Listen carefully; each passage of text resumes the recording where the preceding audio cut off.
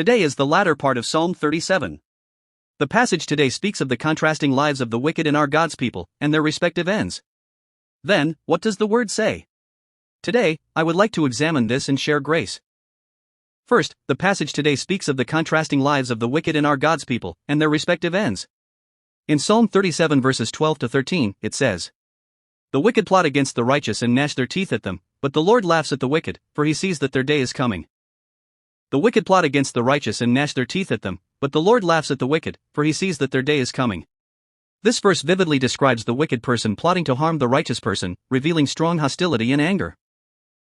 Here, the wicked refers to unbelievers who ignore and despise God and harm God's people for their own gain, and the righteous refers to us, God's people, who have been declared righteous freely by faith in the merits of the blood of the only begotten Son, and live in obedience to God's word. Also, plot against indicates that the wicked, without any cause or to satisfy their own greed, are secretly devising conspiracies or schemes to bring down and harm God's people. And gnash their teeth at them expresses extreme anger, hostility, and jealousy, expressing visually and audibly the wicked intentions of the wicked to destroy God's people without fail. It shows the wicked revealing their enmity, venom, and hatred, instinctively rushing to kill as soon as they see God's people. However, what will be the fate of those wicked? But the Lord laughs at the wicked, for he sees that their day is coming.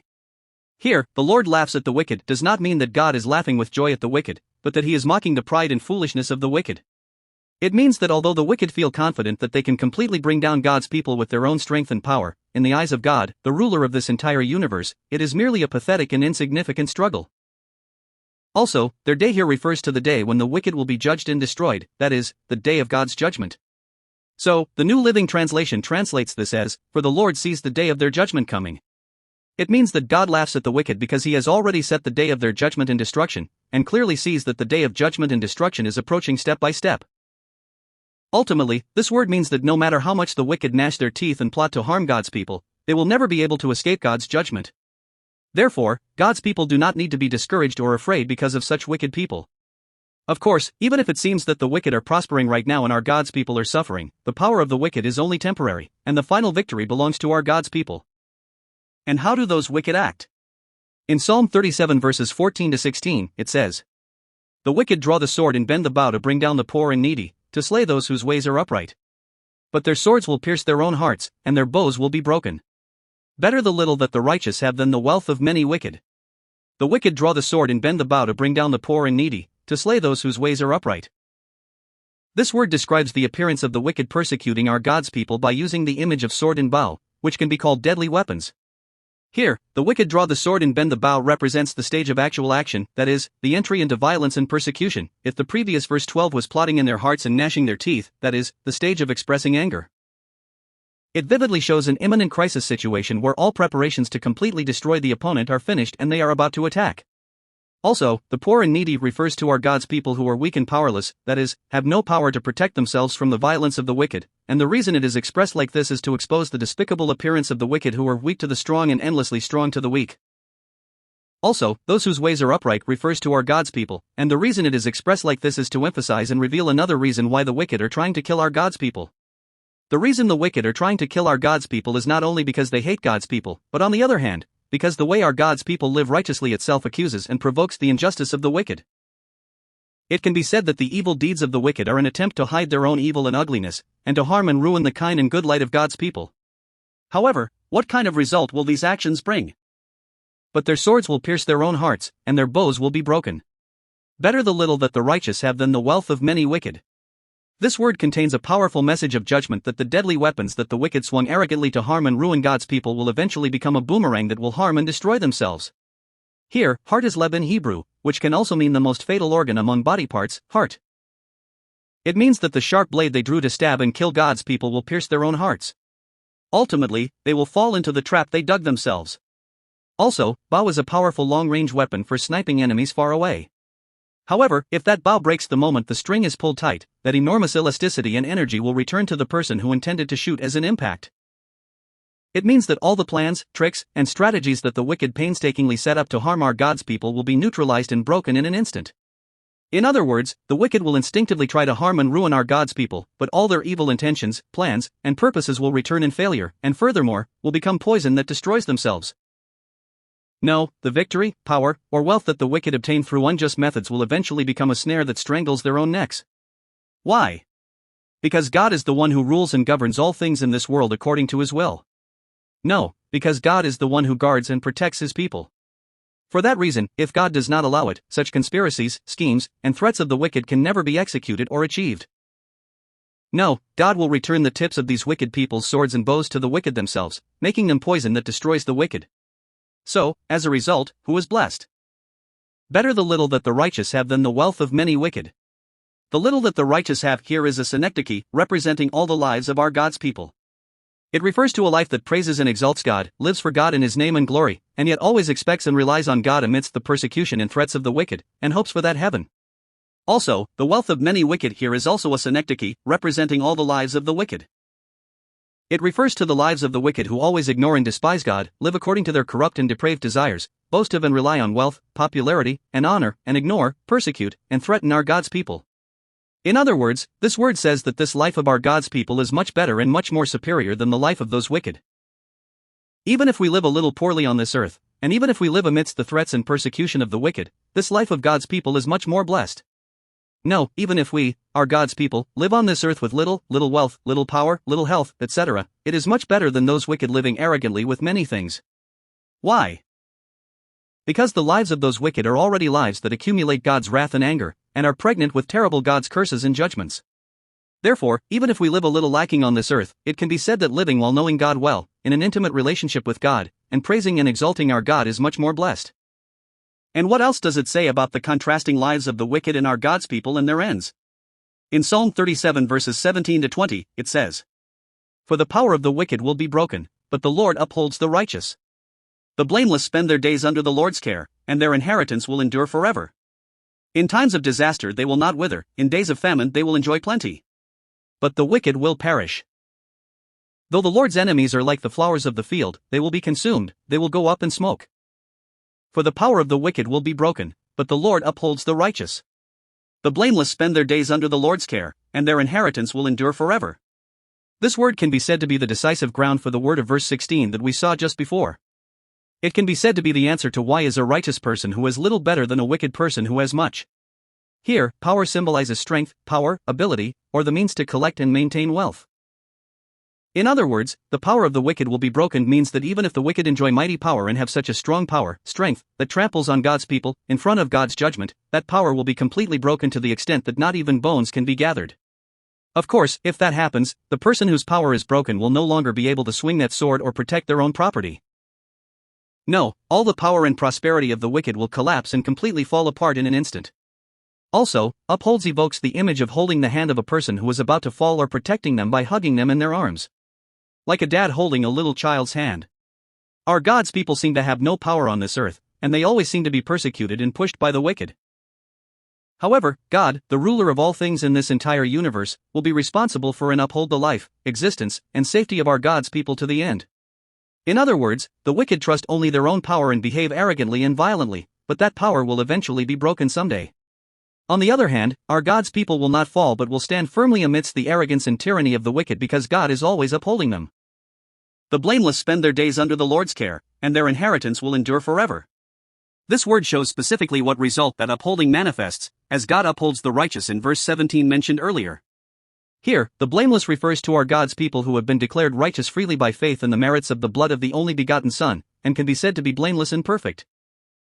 Also, spend their days under the Lord's care, or literally, knows the days, does not mean simply knowing the days intellectually, but knowing all of our God's people's life, daily life, suffering and sadness, and even their future, and it indicates God's deep love, interest, and protection that cares for and fills our God's people in detail. In other words, God will be with his people forever every moment, caring for, guarding, filling, and responding. Also, inheritance here means heritage, inherited property, or possession, and refers to the blessings and spiritual heritage that God gives to God's people. In other words, the property and power that the wicked gathered unjustly will all disappear in an instant, but the blessings and spiritual heritage of our God's people will never be temporary, but will last forever. No, it means we will enter heaven and live enjoying eternal blessings. In times of disaster they will not wither, in days of famine they will enjoy plenty. But the wicked will perish, though the Lord's enemies are like the flowers of the field, they will be consumed, they will go up in smoke. Here, disaster refers to periods of huge and dangerous disasters that cannot be handled by human power, such as war, calamity, or social chaos. Also, in the Bible, being ashamed does not simply mean feeling embarrassed, but has the meaning of being disgraced, being disappointed, or finally perishing because the pillars they believed in all collapsed.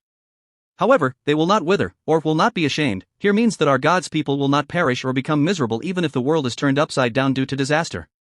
The foundation of their life will not be shaken in the slightest. Also, days of famine here symbolizes economic ruin, extreme drought, or a survival crisis where there is nothing to eat. Also, will enjoy plenty here means that even in the midst of a survival crisis where everyone is starving, because God provides and works in a supernatural way, our God's people will not have their survival threatened, and rather, they will be taken care of so that they are not lacking materially or spiritually. Just like the prophet Elijah was supplied through ravens during the drought. How is it? We saw the word better the little that the righteous have than the wealth of many wicked in verse 16 earlier. When we saw this, perhaps our God's people are usually simple and have little. On the other hand, the wicked might have accumulated enormous wealth while swinging swords and bows. However, when an unexpected disaster and famine, a nationwide and global crisis, come, this situation will be completely reversed. In other words, the wealth of the wicked, who believed in their own power and wealth, will not be of any help in such times of disaster, and rather they will be ashamed and starved. On the other hand, God's people, who did not worry or fret even with little property and relied only on God, will enjoy plenty through God's special provision on those days of famine. However, what will happen to the wicked? But the wicked will perish. Though the Lord's enemies are like the flowers of the field, they will be consumed, they will go up in smoke. This verse defines the wicked who torment and trample on our God's people as the Lord's enemies. This emphasizes that their perishing and destruction is the acting of God's justice, the execution of judgment, and an inevitable result. Also, like the flowers of the field, or literally, like the fat of lambs, here has the sacrifice of the Old Testament era as its background. Generally, when offering burnt offerings in the Old Testament era, the fat part of the sacrifice was put on the altar first and thrown into the flame. Then, the moment that fat part touches the fire, it melts and burns up instantly with enormous firepower.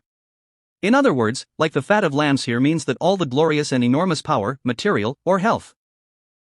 All these things of the wicked will melt and disappear instantly without a trace like the fat on the altar before God's judgment. Also, will go up in smoke here means that just as the fat part on the altar disperses and disappears like smoke once it is all burned, the traces of the wicked, who commanded this world and seemed like they would be eternal, will be completely extinguished and cannot be found anymore in world history and in eternity. And what else does it say? In Psalm 37 verses 21 to 26, it says, "The wicked borrow and do not repay, but the righteous give generously to others. Those the Lord blesses will inherit the land, but those he curses will be destroyed. The Lord makes firm the steps of the one who delights in him, though he may stumble, he will not fall, for the Lord upholds him with his hand. I was young and now I am old, yet I have never seen the righteous forsaken or their children begging bread. They are always generous and lend freely, their children will be a blessing.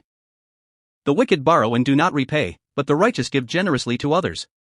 Those the Lord blesses will inherit the land, but those he curses will be destroyed." This word dramatizes how the spiritual and material circumstances of the two classes will be reversed by giving an example of financial behavior, that is, by giving a parable of behavior such as borrowing, repaying, and giving generously. In other words, the fact that the wicked borrow money or objects and do not repay indicates that the wicked will face a state of thorough poverty and bankruptcy where they do not have the ability to repay even if they want to repay, by being judged by God. In other words, it means that a person who robbed others' things will become a situation where they have to beg. On the other hand, the righteous give generously to others indicates that because God's people will become rich due to God's filling and blessing, they will have the leisure and ability to give generously and share with other people. Ultimately, the wicked who lived following corrupt and depraved greed and desire will be destroyed by being judged by God, so they will be in a miserable situation where they owe debts to others and cannot repay them. However, our God's people will receive blessings from God and live a generous, precious, and blessed life where they fill others' needs and give, not only for themselves. Those the Lord blesses will inherit the land, but those he curses will be destroyed. This word declares that the fate of the two classes we have seen so far, that is, the blessedness of God's people and the destruction of the wicked, is not dependent on human ability or coincidence, but is an inevitable result decided by God's blessing and God's curse, that is, God's judgment and justice. Here, those the Lord blesses refers to God's people, and those he curses refers to the wicked. In other words, God's people are those who are blessed who finally enter heaven while receiving God's guarding, protection, and response, and those wicked are those who are cursed who eventually perish, disappear, and fall into that hellish lake of fire. Anyway, the wicked act as if they can buy land, ride good cars, and occupy that seat forever with their power, strength, and money, but this word firmly declares that the ruler of history is God. In other words, God will govern and judge them. In other words, even if those wicked draw swords, command the world, and jump around, if God cuts them off, they will disappear like smoke on this earth in an instant and fall into that eternal hellish lake of fire. On the other hand, no matter how weak and poor they seem, our God's people who stay within God's grace will finally receive blessings and inherit the land. No, it means we will enter that eternal heaven. The Lord makes firm the steps of the one who delights in him. Though he may stumble, he will not fall, for the Lord upholds him with his hand. Here, man, or person, is a word that often refers to a person at the peak of power like warrior or hero in the Bible, but here, when viewed contextually, it refers to our God's people who are living within amazing glory, power, and ability through God's grace. Also, steps here refers to the course of life, the journey of faith, and the way of belief. In other words, God is the one who upholds and establishes firmly so that the course of life, the journey of faith, and the way of belief of our God's people do not shake. In other words, God is the one who always upholds and firmly establishes so that our God's people do not wander away from God, do not live obsessed with vain things, and do not sin while bound to Satan. Also, delights in him, or approves his way, here means that God not only upholds and firmly establishes our God's people like that, but also that God is the one who watches and rejoices when that person lives such a path. This evokes the image of our physical parents watching and rejoicing with loving eyes at their child who is just learning to walk and walking staggeringly, and furthermore shows the warm and personal relationship between God and our human beings. Though he may stumble, he will not fall, for the Lord upholds him with his hand. How is it? The Bible does not say that it is only a paved road just because it is the life of our God's people. In other words, it acknowledges that our God's people can also be deceived in the world, fail in business, suffer due to the attack of the wicked, or be discouraged mentally. In other words, there comes a moment when even our God's people stumble while living. However, it means they will not fall completely, or be destroyed. Here, fall completely, or be cast down, does not mean simply stumbling a little, but a state where one is completely broken or completely destroyed and lies on the floor to the extent that one cannot rise again, that is, a state of spiritual bankruptcy and physical bankruptcy. In other words, if the wicked stumble, that's the end, but our God's people, even if they stagger and stumble, do not perish completely and end. Why? The reason is because the Lord upholds them with his hand. In other words, the reason our God's people do not fall completely is not because our God's people are strong, but because God is holding them tightly with his powerful hand of authority and grace. This evokes the image of a baby who is learning to walk stumbling on a stone, but if the dad is holding the baby's hand tightly, even if the baby's knee touches the ground slightly, the baby does not collapse bang completely on the floor. I was young and now I am old, yet I have never seen the righteous forsaken or their children begging bread. They are always generous and lend freely, their children will be a blessing. This word is the final testimony and confession of life based on life experience that David personally saw and experienced while living his whole life. In other words, it is a word of strong conviction that says, I watched everyone's whole life from when I was young until I became an old man, but I have never seen a person who served God and lived faithfully being abandoned by God to be completely destroyed, or their children begging while going around because there is nothing to eat. Here, begging bread means a miserable state of begging for food from other people. In other words, David witnessed that after observing during his long life journey, God's people, even if they receive suffering right away, eventually God is responsible for the livelihood, dignity, and glory of them and their children to the end, and watches so that they do not starve.